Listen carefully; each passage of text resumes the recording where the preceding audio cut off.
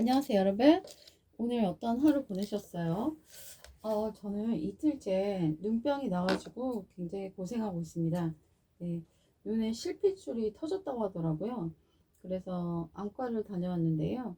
의사 선생님께서 이런 일들이 너무 과로하거나 그러면 생길 수 있다라고 얘기하시더라고요. 그래서 제 눈이 이렇게 무서운 거는 처음 본 것 같아요. 그래서 제가 보기에도 좀 무서운데 다른 사람들이 보면 얼마나 무섭겠어요. 그래서 가급적 피해를 주지 않으려고 돌아다니지 않고 있습니다. 오늘 수업하는데 아이들한테 너무 미안해가지고 모자를 쓰고 수업을 했거든요. 아이들이 선생님 오늘 왜 모자 썼어요? 전부 물어보더라고요. 그래서 정말 천진난만한 아이들, 왜 그런 질문들이 너무 귀엽다라고 느껴지는 그런 날이었던 것 같습니다. 네. 근데 저는 이제 오늘 이제 눈이 이렇게 되면서 사람에 대한 외모에 대한 이야기를 좀 해볼까 해요. 어저께 제가 사무엘상을 읽다가 사울을 하나님께서 왕으로 세운 것을 후회하셨다는 그 대목을 읽게 되었고, 그리고 다른 왕인 다윗을 세우는 그 대목을 보게 되었는데요.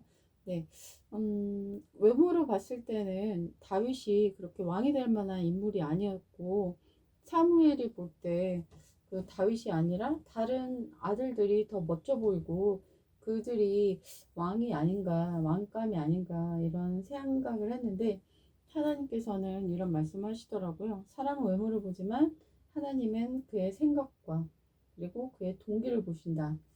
그래서 그의 그러니까 intention and thoughts라고 나와 있더라고요. 영어 성경에는. 그래서 그 대목에 제가 많은 묵상을 좀 하게 되더라고요.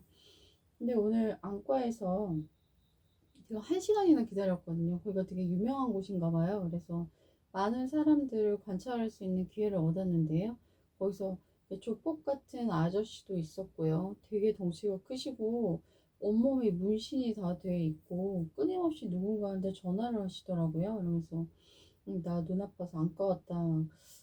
막 동네방네 얘기하는 것처럼 행동하시는 것이 그렇게 느껴졌거든요.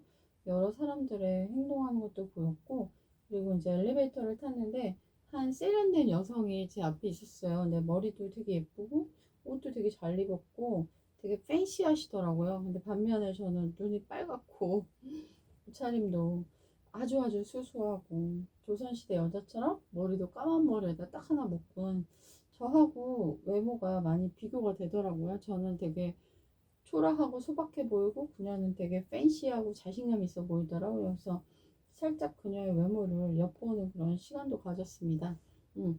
근데 우리가 이제 하나님을 놓치면은 겉보기에 화려한 그런 외모에 집착하는 그런 삶을 살게 되는 것 같아요. 근데 하나님께서는 분명히 사람은 외모를 보지만 하나님은 그 마음의 생각과 의도를 보신다. 그래서 사실은 외모보다는 의도와 생각이 더 중요하다라는 것을 강조하시는 게 아닌가 이런 생각이 들면서 하필이면 왜 제 눈이 이렇게 피로 이렇게 얼룩졌을까 하면서 내가 혹시 그동안 보았던 것들이 잘못된 건 아니었을까? 아니면 내가 보는 것으로 하나님 앞에 혹시 범죄한 영역은 없었나? 그런 눈에 대한 묵상을 많이 하게 되더라고요. 근데 다윗은 나는 내 눈과 언약을 세웠으니 어찌 내 눈이 처녀를 주목하리요. 이런 대목이 있거든요.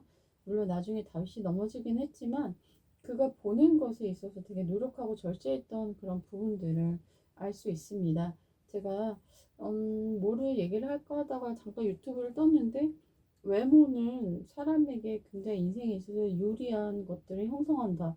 그런 책이 있나 봐요. 그래서 어떤 유튜버가 그 북튜브로 오디오북을 들려주는 걸 잠깐 듣다가 도저히 들을 수가 없어서 멈췄습니다. 마치 외모가 전부인 것처럼 이야기하고 있더라고요. 그래서 요즘 제가 브이로그 보는 거 좀 재밌어 하는데 어떤 이제 캐나다에 사시는 지하에 살고 계신 어떤 분의 브이로그더라고요. 그래서 저는 약간 무너진 분들의 삶에 관심이 많기 때문에 그분은 어떤 삶을 살고 있나 궁금해서 좀 들여다보다가 보니까 그분이 좀 외모에 되게 열등감이 많은 걸 느꼈어요. 그래서 자꾸 존잘남, 외모 이런 얘기를 되게 많이 하시더라고요.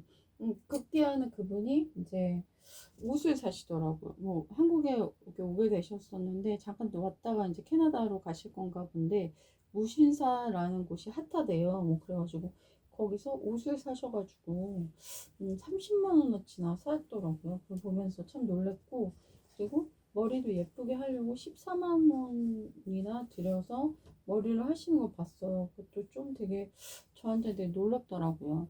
그렇게 비싸게 머리를 할 필요가 있나. 그리고 또 올리브영에 가가지고 막 엄청나게 또 막 화장품을 사시더라고요. 네, 그거 보면서 남자도 저렇게 뷰티에 신경을 많이 쓰는구나. 그래서 되게 뭐 제 주변에는 그런 분들이 많지 않기 때문에 좀 되게 놀랐고요.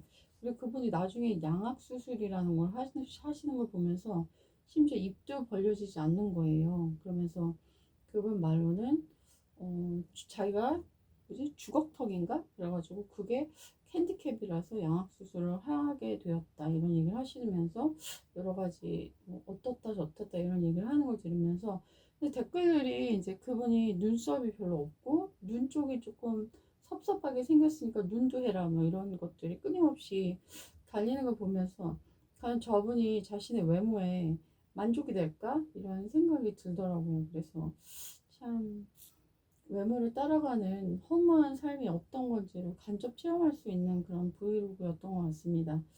저도 여자고 인간이기 때문에 외모에 자유할 수는 없지만 우리가 하나님께 집중할수록 외모와 되게 초월한 그런 삶을 살게 되는 것 같아요. 네, 외모는 참 젊었을 때는 굉장히 중요하고 굉장히 집착하면서 살았는데요.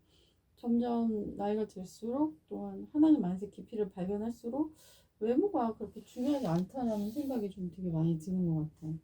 네, 그런 것들은 다 껍데기일 뿐이고요. 껍데기는 다 없어지는 것들인 것 같아요. 왜냐면 나이가 들면은 여러분도 알다시피 외모가 매우 평준화되거든요. 네, 아주 뛰어나게 예뻤던 사람도 뭐 그렇지 않은 사람도 그렇게 많은 차이가 나지 않는 것들을 많이 보게 되는 것 같아요. 네, 그런 썩어지고 껍데기적인 것들에 우리의 시간과 우리의 관심과 모든 열정을 쏟아부기에는 너무나 허무한 것이다. 그런 이야기를 좀 해보고 싶었고요. 더 중요한 아름다움인 내면과 선함과 선행 이런 것에 우리의 마음을 쏟고 의미 있는 삶을 살아가면 어떨까 하는 생각이 들어서 여러분에게 이렇게 비디오를 켰답니다. 오늘도 좋은 밤 되세요.